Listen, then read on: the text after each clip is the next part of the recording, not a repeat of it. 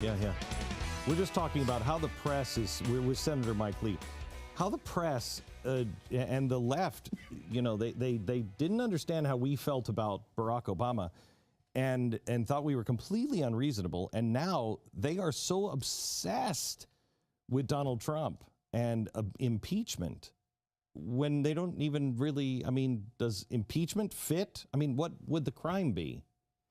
That's a good question, and nobody has answered that. So some have suggested, obstruction of justice. Well, if you can make that charge, you're going to have to come up with evidence. You're going to have So you're a constitutionalist and an attorney. Does obstruction of justice, if these Comey letters are true, and they do show a pattern of him saying, hey, leave this guy alone, is that enough? Okay, let's take it a bite at a time. Obstruction of justice, of course, could be in the abstract grounds for removing a president. Mm-hmm. If we're looking at this situation here, we don't have evidence of action amounting to obstruction of justice. What we have is that the FBI director got fired. Well, guess what? The FBI director serves at the pleasure of the president, mm-hmm. can be removed for any reason or no reason at all. There was here very good reason provided by the Deputy Attorney General, Rod Rosenstein, who came up with all sorts of reasons and briefed us as senators on them the other day, including the fact that who holds a lengthy press conference as FBI director? Who makes the decision on whether to prosecute anyone as FBI director? There are all kinds of things that Jim Comey did as Attorney General that were way outside the norm, way beyond the standard of care for anyone acting as FBI director. So there were good reasons to fire him. If, in fact, somebody alleges that there were other reasons, let's bring those reasons forward. Let's see evidence on that. So far, I haven't seen evidence. Again, though, if the letters turn out to be true, is that enough? By the letters. Do you mean the memoranda? Yes, in which Jim Comey supposedly said there was a conversation I had with the president about X, he's Y, leaning and Z. on me to get, to stop this investigation. Sure. It's always possible you bring forward, that's the kind of evidence I'm talking about. You bring forward evidence showing intent to obstruct justice. That could change the conversation. But there are 1,000 things that memo could say. We haven't seen the memo. Right. And shouldn't he have reported if he thought there was... Yes. Yeah, he should have reported it. He was the FBI director, and if something like that happened, he should have brought it forward. If he couldn't continue to serve, he should have resigned. Moreover, on the hearing we held just a couple of weeks ago in the Senate Judiciary Committee on which I serve, one of my colleagues asked if political pressure had been brought to bear in an investigation. And he said, no, that's not something I've seen, not something I've experienced. Okay. He said no.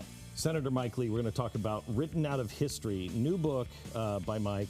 It is The Forgotten Founders. Just a great book that really goes into some of the guys who kind of got the shaft from history, a woman who you've never heard of, some great stories of Forgotten Founders.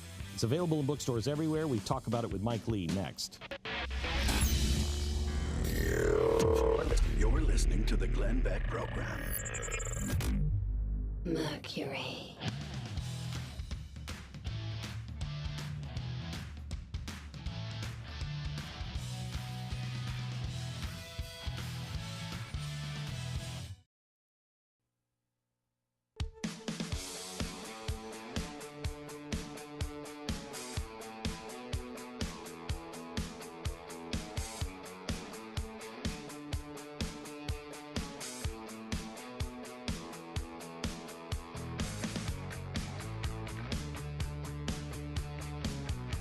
This is the Glenn Beck Program. Welcome back to the program. Mike Lee, senator from Utah, is with us. He's got a new book, a book that everybody should have on their shelf, especially if you are looking to teach your kids American history. This is Written Out of History by Mike Lee. These are all the heroes of the American Revolution that have been written out of history because it just didn't jive with what the story everybody wants to tell. Where do you want to start? You know, my interest in writing this book, it came about in part as a result of my work on my last book called Our Lost Constitution. I told some stories about the formation of the Republic. It came out about the same time as this certain Broadway play, a certain Broadway play that kind of lit a match. Hamilton. With some very dry tinder. Hamilton, exactly. Have you seen it?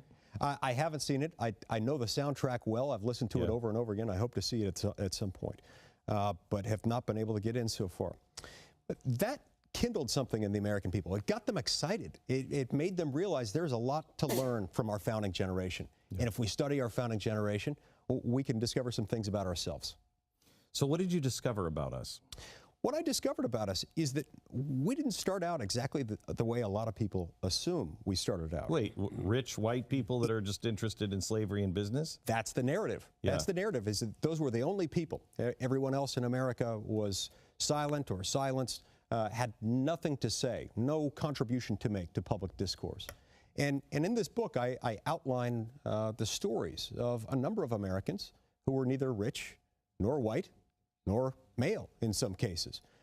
People who made a profound contribution to the early days of the American Republic.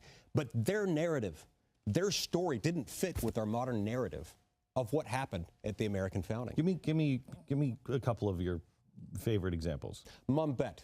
Mum Bett was a slave in early America, in Massachusetts. She discovered that with the Revolution, and with the Massachusetts State Constitution, as it came out, guaranteed individuals with certain rights, that all men, and including women, were protected by these rights. And she fought for and won her slavery in court as a result of that.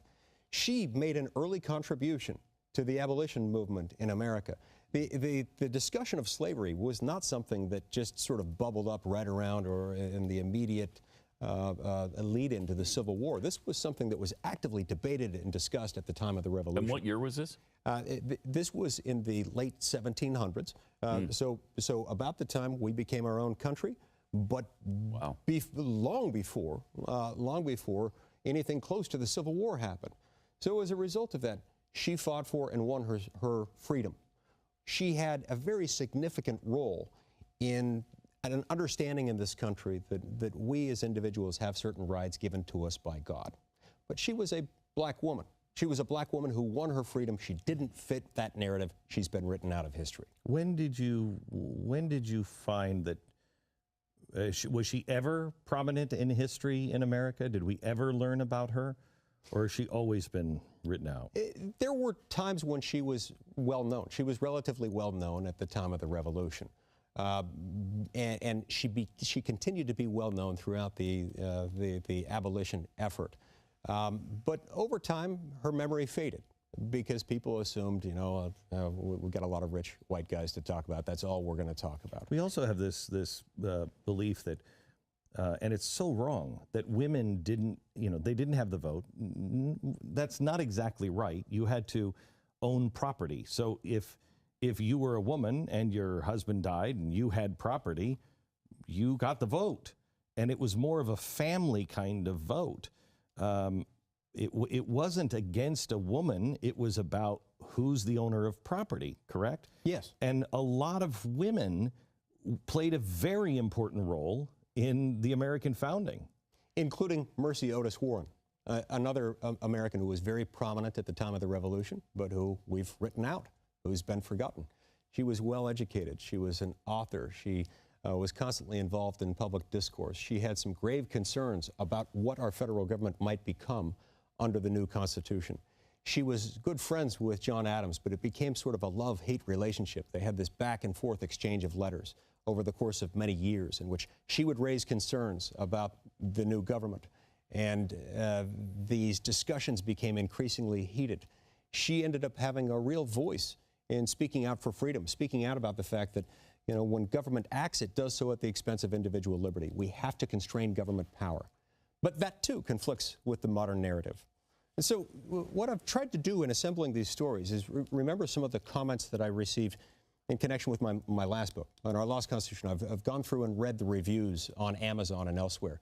Over and over and over again, some different themes developed. People would say in that story, these are great stories, but these are stories I've never heard.